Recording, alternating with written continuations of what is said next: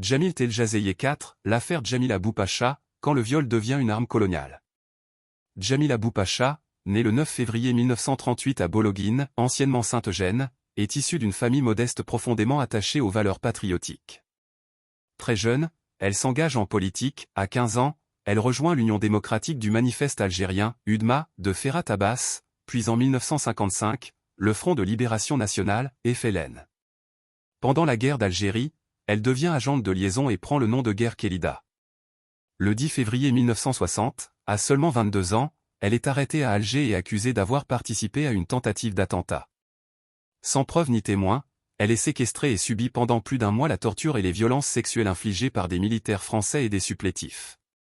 Ses aveux, arrachés sous la contrainte, servent à monter un dossier d'accusation.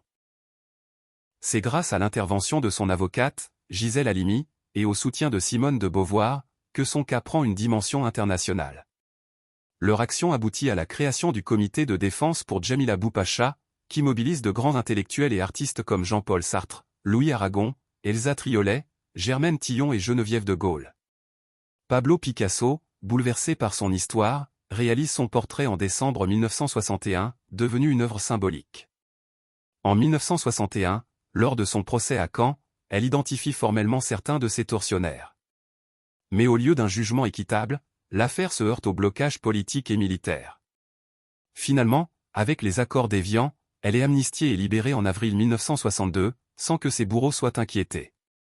Son histoire marqua une étape importante. Pour la première fois, le viol fut publiquement dénoncé comme un crime et non comme une honte à taire.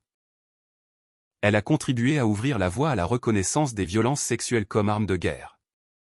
Après l'indépendance, Djamila choisit la discrétion et refuse toute récupération politique.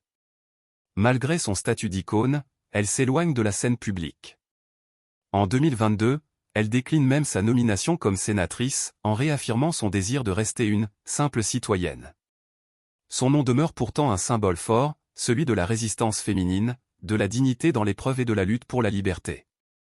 Plusieurs hommages lui sont rendus. En 2022, une rue de Stein, Seine-Saint-Denis, est symboliquement rebaptisée à son nom, et en 2023, lors d'un hommage national à Gisèle Halimi, le président français Emmanuel Macron reconnaît officiellement les sévices qu'elle a subis.